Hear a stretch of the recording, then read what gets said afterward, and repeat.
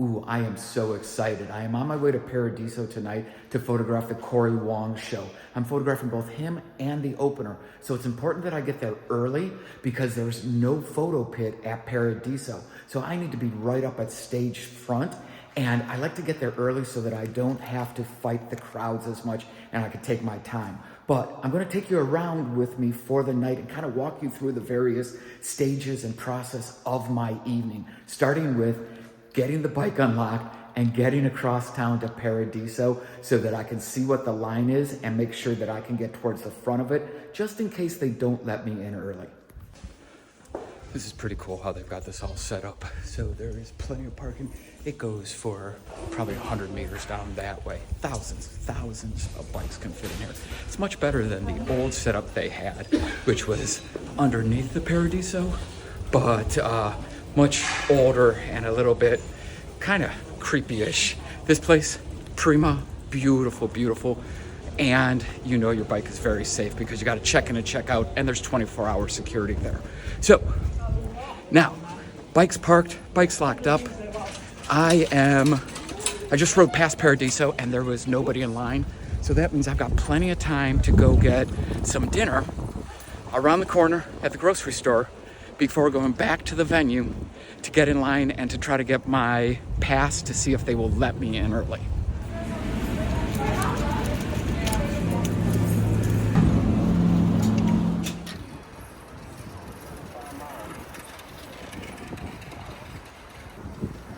So this is Paradiso. It used to be an old church. It is now an amazing music venue. It's also probably my favorite music venue in Amsterdam.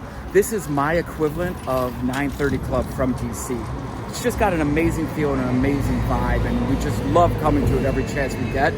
Photographing it is beautiful, but a little bit challenging because there is no pit and the stage is very high. I'll show you the stage when we get inside, but now I'm gonna head inside and I'm gonna try to get my photo pass early.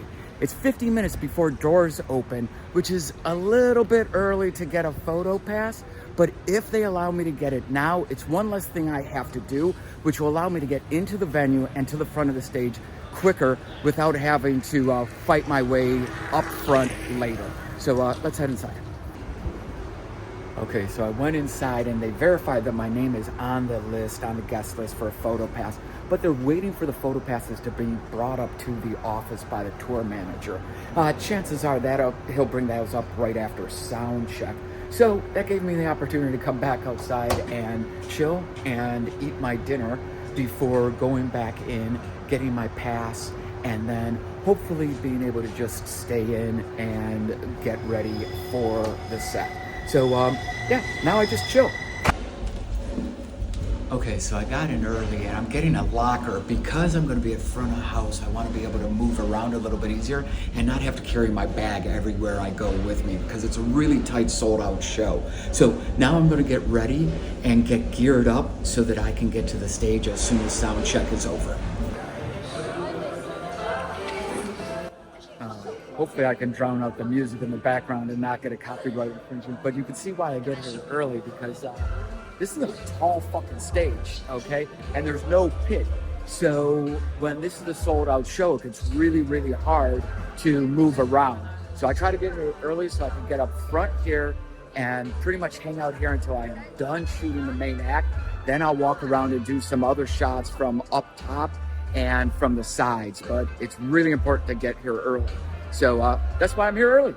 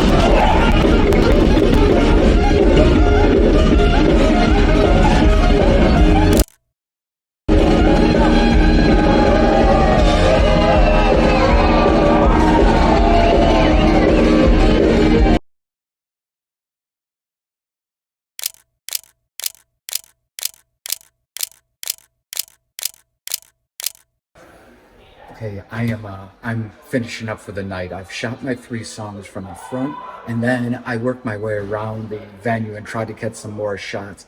But I don't want to push it, and it is a sold out show, so I don't want to interrupt anybody else's experience of seeing the show. So I'm gonna call it a night. I'm gonna pack up my gear, maybe grab a beer, maybe just head straight home so that I can start dumping the memory cards and editing, because I really want to get these edited tonight so that the manager has them first thing tomorrow morning. So let's pack up and figure out what's next.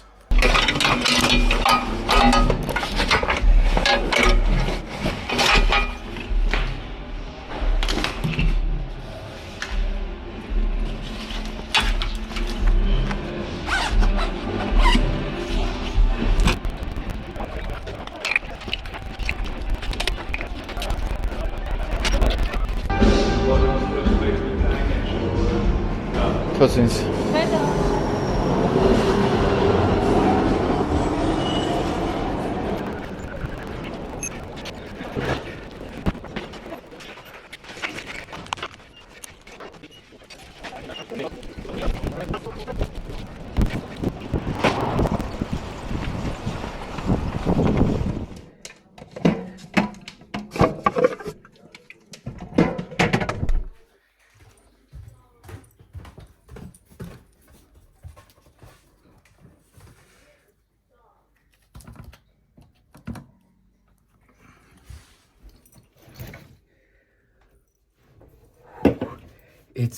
It's great living so close to the venue, because within 15 minutes of leaving, I am home and in my office ready to start editing.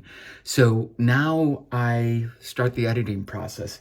The first thing that I do is decide which I'm going to edit on, a MacBook Air, or I've got this it's the pre-M1 iPad Pro 11-inch. I do most of my editing on this because it's just so easy to do, especially with the Apple Pencil and stuff. But no matter what device I edit on, the very first thing is to start dumping the cards. I dump them right into Lightroom so that as soon as it's on the internet, which will be immediately, it'll start backing up to the cloud. I will then start calling photos and start the editing process. So yeah, but it's kind of warm out, and it's definitely warm in here, so I didn't get a chance to have a beer at the show because I just dipped out. So beer while I'm dumping cards. So let's get to dumping. Here's a little tip. When I put my cameras back in the bag after I leave a show, I put them upright, well, at least so the card doors are upright. This way, when I get home and I want to dump my cards, I don't have to pull the cameras out of the bag.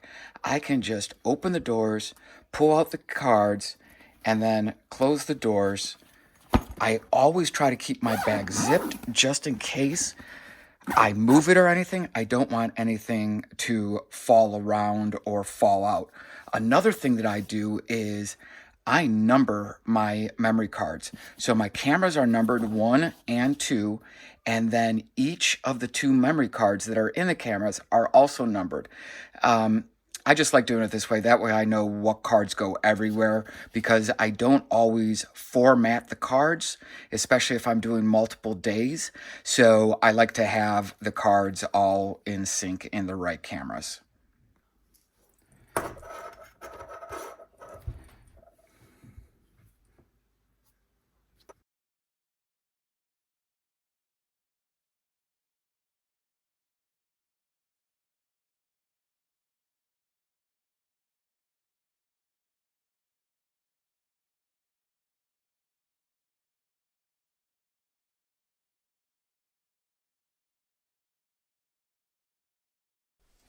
So I'm finishing up the edit of this video, and I realized that I didn't close out the video.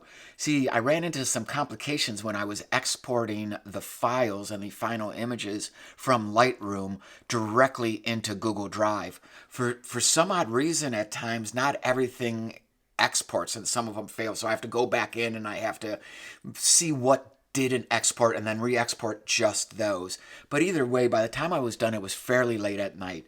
But what I did do was, once everything was in Google Drive, I then share that link to that Google Drive folder with the artist or the artist manager, whoever I was working with to get the photo pass.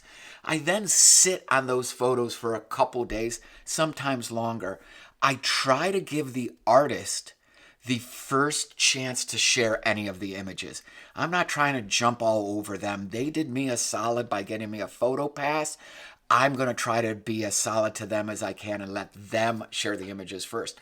Now, certain cases, I do share images right away. In the case that I am doing work for the venue, then I share it right away because the venue wants it out. In the case where I have an agreement with the management that I'm going to share the photos first, then I get it right out. That mainly happens when I'm like on tour with a band or something like that. But that's the gist of it. I wanted to take you through the day and the evening of how this all transpires and what goes into it all. I hope this was helpful. I hope it was informative. If you like this style of video, please comment below and I'll do them more often with concert photography. And I'm thinking about doing it with street photography as well. But neither here nor there, that's the end of this video. Thank you for watching this far through it. I really do hope you enjoyed it. And until the next time, get out there and make some photos, okay? See ya.